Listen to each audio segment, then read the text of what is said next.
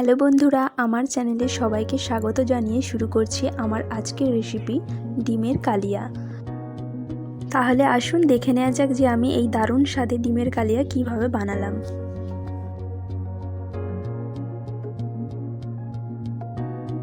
প্রথমে আমি এখানে 4টে ডিম নিয়েছি, এগুলোকে আমি ভালো করে জলে সিদ্ধ করে নেব।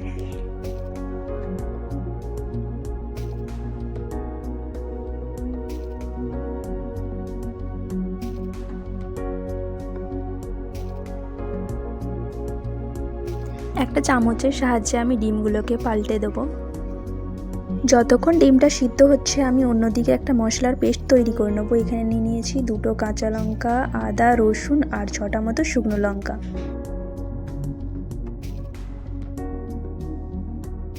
এবার এই মশলার পেস্টটার মধ্যেই দিয়ে দেবো 1 চা চামচ মতো ধনে গুঁড়ো এবং 1 চা চামচ জিরে গুঁড়ো।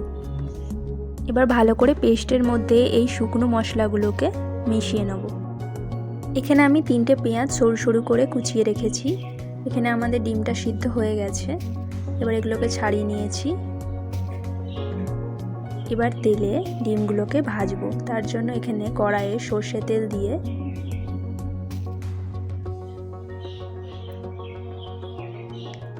এর মধ্যে সামান্য একটু লবণ দিয়ে দেবো, তারপর ডিমগুলোকে দিয়ে দেবো।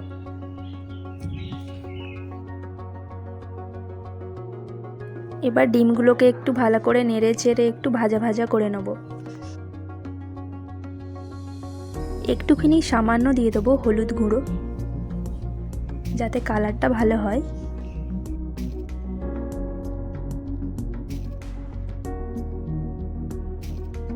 ডিমগুলো ভাজা হয়ে গেছে, এগুলোকে একটা ডিশে তুলে নিয়েছি। এবার ওই ডিম ভাজার তেলের মধ্যেই দিয়ে দেবো 1/2 চা চামচ 5 ফোড়ন, একটা তেজপাতা এবং একটা গোটা শুকনো লঙ্কা। এবার এর মধ্যে দিয়ে দেব কেটে রাখা পেঁয়াজ। এবার পেঁয়াজটাকেও একটু ভাজা ভাজা করে নিতে হবে।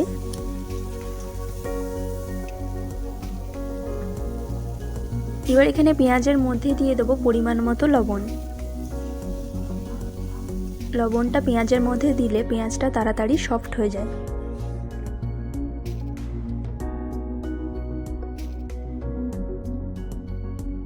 দেখতে পাচ্ছেন যে এখানে পেঁয়াজটা কি সুন্দর ভাজা ভাজা হয়ে গেছে। এবার এর মধ্যে দিয়ে দেবো কেটে রাখা টমেটো কুচি।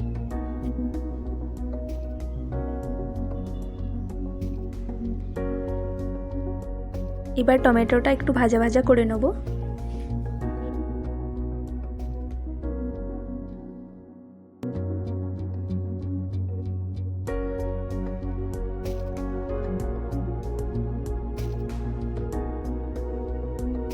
এবার এখানে টেস্টের জন্য একদম সামান্য দিয়ে দেবো চিনি, বেশি দেবো না।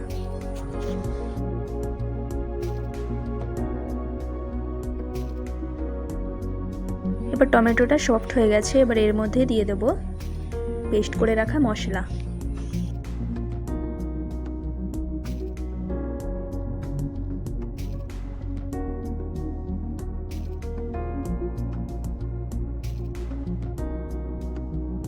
এবার এখানে দিয়ে দেবো সামান্য পরিমাণে একটু জল, যাতে মশলাটা না পুড়ে যায়, আর দিয়ে দেবো 1/2 চা চামচ মতো হলুদ গুঁড়ো। এবার মশলাটাকে ভালো করে কষাতে হবে।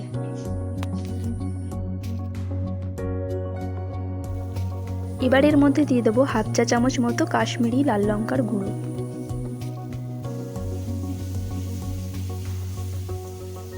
এবার মশলাটাকে ভালো করে কষিয়ে নেব। এই যে দেখতে পাচ্ছেন কি সুন্দর কালার চলে এসছে, মশলা ভাজা হয়ে গেছে। এবার এর মধ্যে দিয়ে দেবো জল। কালিয়া যেহেতু, তাই বেশি জল দেবো না, হালকা একটু গ্রেভি রাখবো।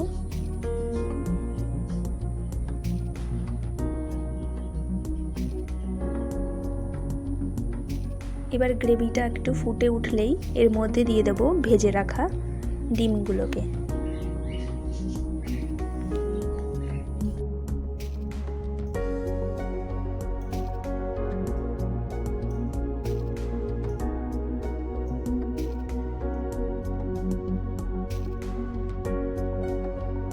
এবার ডিমটা দিয়ে 2 থেকে 3 মিনিট ফুটিয়ে নেব।